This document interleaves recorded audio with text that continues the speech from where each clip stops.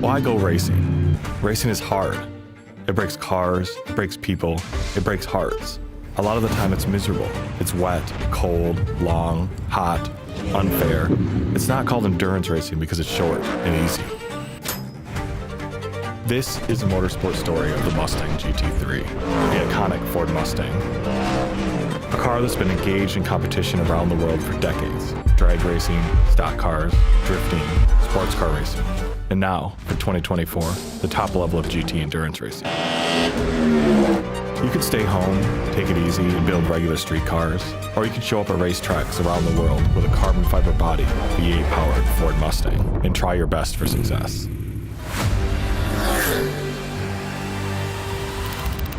It's almost time to go racing with the new Mustang GT3.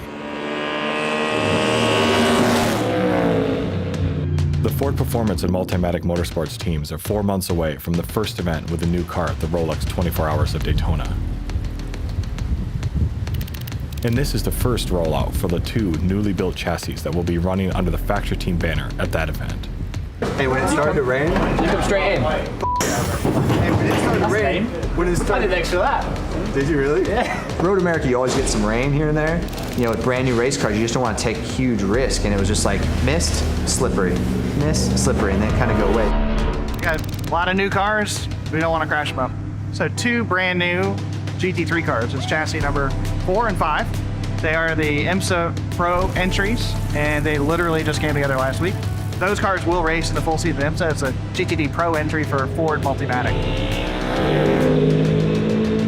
GT3 is essentially the race versions of what you can buy on the street. For us, it's based off the Mustang, so it looks like a Mustang. It's got racing suspension, racing brakes, racing tires.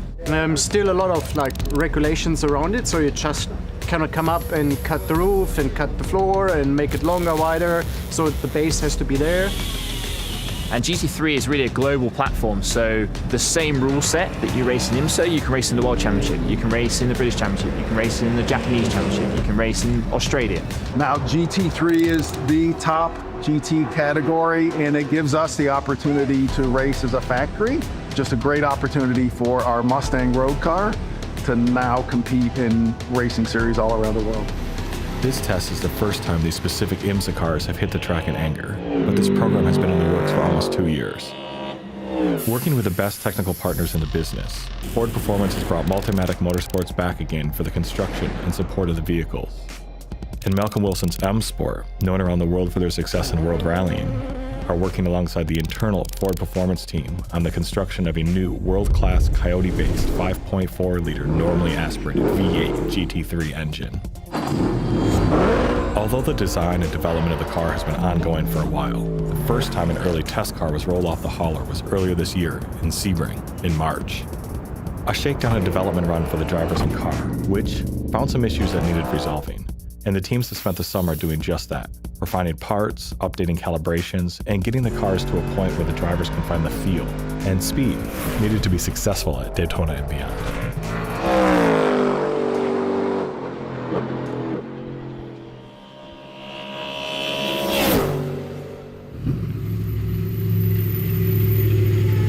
Puts the load in the sidewall really nice. I can feel the sidewall tough, but then it's almost like the car over rolls and it gets the rear to go free.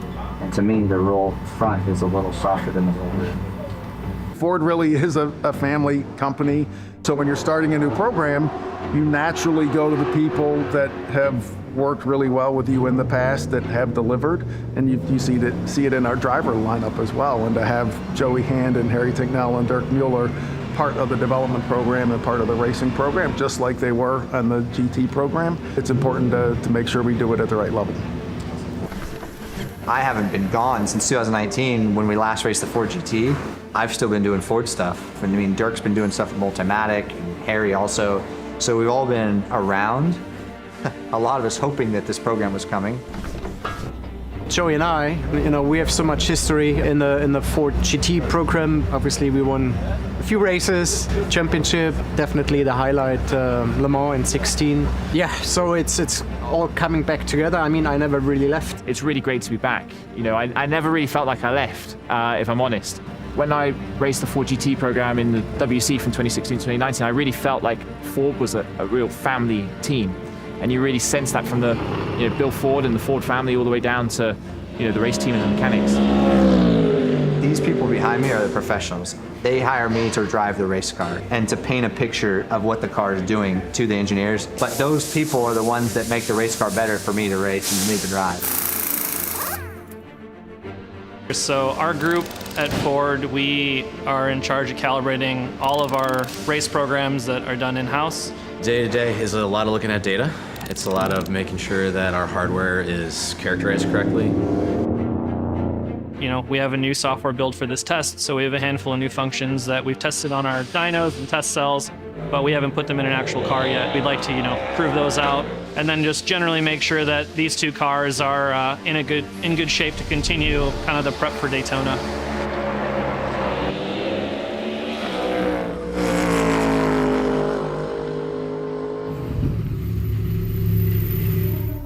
After 3 days at the track, a broken oil line brought testing to a halt. So the oil line that connects the engine out over to the oil coolers, that line separated from the fitting that connects to the engine. So the tube had pulled apart and then just dumped all the oil onto the floor of the car. Thankfully, the driver was able to shut off the car immediately and prevent any further damage to the engine or to the bodywork through any fires. But yeah, right now it's just more of a cleanup and a mess. But that's the best case scenario when something like this happens. You always start out thinking, I left plenty of time. When we laid out the plan, it looked like plenty of time, but you always end up pressed at the end. It feels very tough right now because next month we're homologating and we're testing and we're getting ready for Daytona. The Mustang GT3 isn't just a factory program though, with all the control and support that comes with it. It's also a customer car for both pro and AM drivers, which means some will be sold to and ran by private teams all over the world. So the car has to be reliable, forgiving, well-supported, and able to fit into all manner of resources, staffing, and needs of those teams. Like Dynamic GT, current SRO GT World Challenge Europe team, who got their first chance to put their drivers in the car the day after the last SRO race in Barcelona. Right! Ford! Using that first chassis that was tested in Sebring earlier in the year before being shipped to Europe. The camera is running. I love Ford. It's very exciting. It's the first day with Ford today and the first rollout. This is not our car we will drive here yet. This is, let's say, the vehicle for testing. We saw the Mustang in Spa for the 24-hour race. And when we saw it, it was like, whoa, this is aggressive. The impact is really big because we will be the only team in the GT World Challenge paddock with a Mustang. All the eyes will be on us. Today is just for discover the car, just try new drivers. So we just want to have feedback from them. First impressions are good, and with a few laps down, the Mustang around Barcelona is faster than the car they ran the day before in the race. This is way better. Yeah. But, all things tempered, the Mustang still needs to go through homologation, and then the balance of performance. So like always in racing, things could change. You can see Philip's reaction. You can feel his emotion. He's made a very big decision to walk away from his current cars to the new car. The car we created is good for him, so that means a lot to us. She's quite American, she's loud, she's powerful. We like it a lot. You will know from the reaction to our unveiling and once we get racing that it's clear this is a good place for Mustang to race.